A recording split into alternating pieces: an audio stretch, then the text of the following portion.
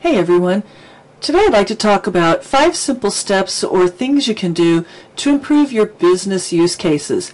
Now I do want to make sure you notice that this is business use cases I'm talking about here, and that will be a little more obvious as I go through the steps, but my focus is not on the technology here, but rather on what does the business need to do to be successful, and we want to make sure that our business use cases are complete and correct. These 5 simple steps will help you make your use cases more complete and correct.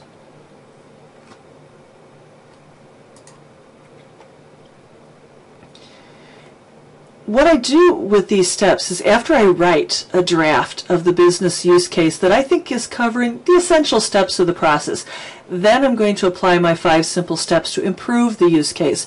So what I want to focus on first is, did I get the right process?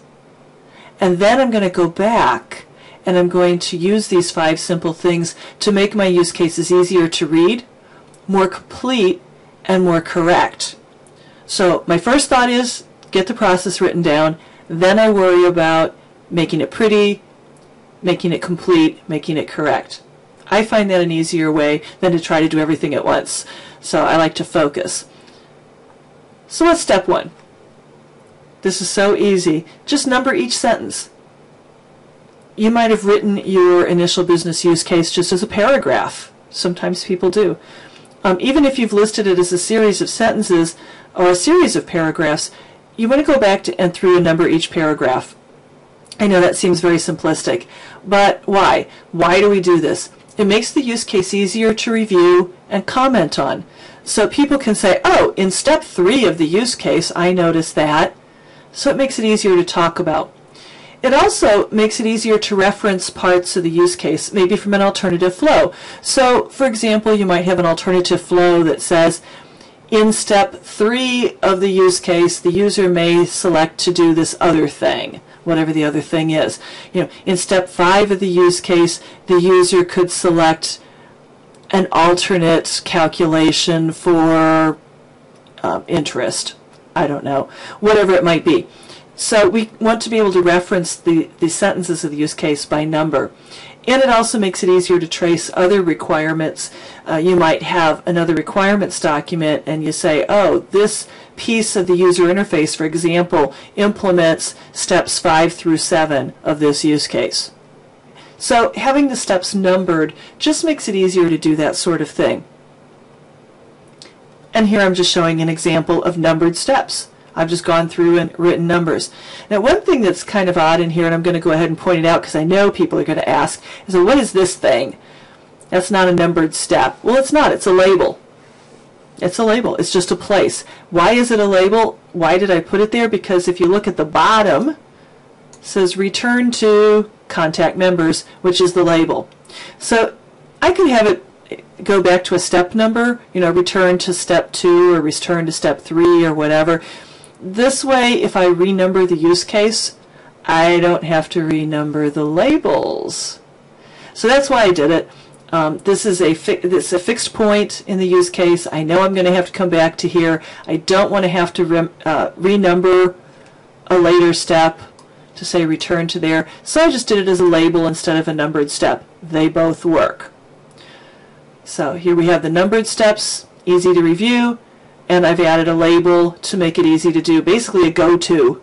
At this point, return to, go to, contact members. Okay, so that's numbering the steps. Step 2. For each sentence, it should have one action written as active tense.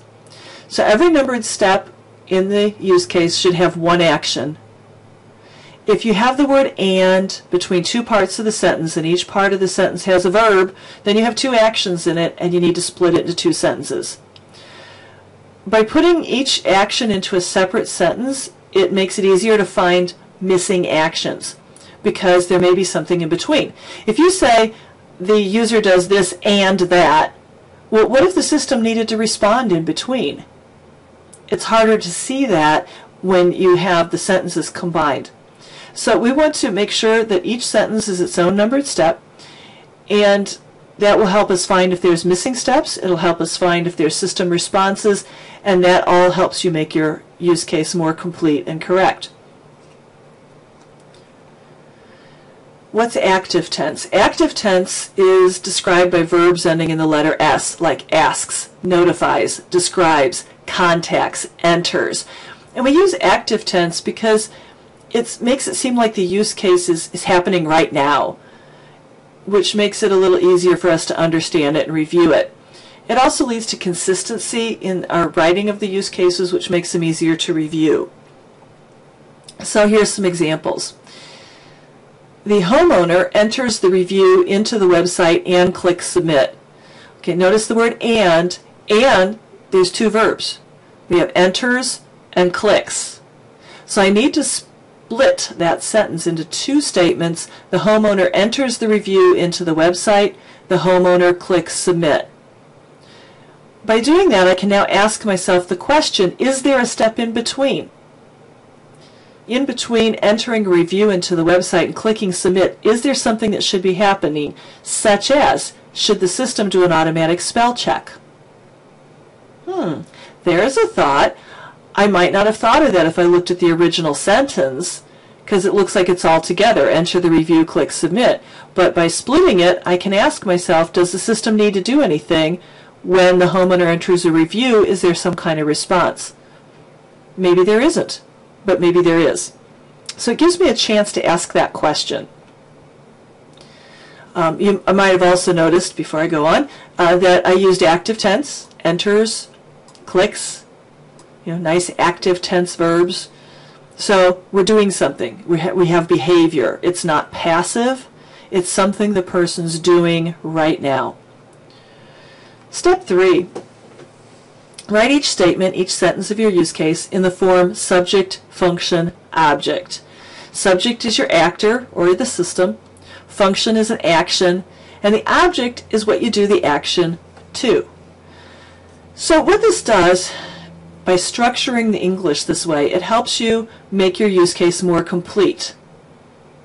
And it might also help you find interactions with the system or other actors that may not have been obvious. We can optionally add a target to the end of the sentence, which is the thing that receives the object. And what this is good for is that the target of one sentence is often the subject of the next sentence. So I have my little diagram down here. I have my actor, function, object, target, and now the target becomes the next actor or system in the next sentence with its own function, object, target. And what this does is it lets you see how things tie together. If you say the end of one sentence is a target, it gives you the opportunity to ask, does that target, actor, or system do something in the next step of my use case? So again, this can be a way to help you find missing actions. Let's look at this example. The original statement is the resolution expert searches for a service company on the site, and the resolution expert ranks the reviews of the service company from worst to best. So let's see how this matches with our structured English. The first sentence is actually fine. The resolution expert, that's our actor, searches, that's the action, for a service company, that's our object, on the site is the target. So now what I want to do is say, well, should the site do something? Because that target, I want to see if it can be the actor or system for the next sentence. In the original, the resolution expert goes on, but should the site do something? Oh, wait, yeah, if we're searching for something, the site needs to return something. Wow, we missed a step. So now the site returns a list of reviews for the service company to the resolution expert. So I actually have a new behavior I didn't even have before. I missed it. Just by saying, well, what's the target of the first sentence, which we already had, but can I use that in the next sentence? Does that actor do something in the next sentence? And it does. So now we have the actor, the site, which is actually the system in this case. What do? We return a list of reviews. That's the action. The object is for the service company. And then the target is the resolution expert. Then we go and say, well, what does the resolution expert have to do? Oh, and that was the next sentence. So the resolution expert, that's our subject, ranks the reviews. That's the action that they're doing.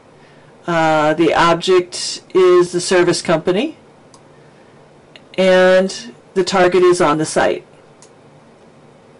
So actually from best to worst goes with ranking the reviews in terms of the behavior. We ended the sentence with on the site because that's what I added from the top example. The target on the site. Does the site have to do something, I ask myself? Oh yeah, if I've ranked them, now the site should display those reviews with the ranking ordered from worst to best to the resolution expert.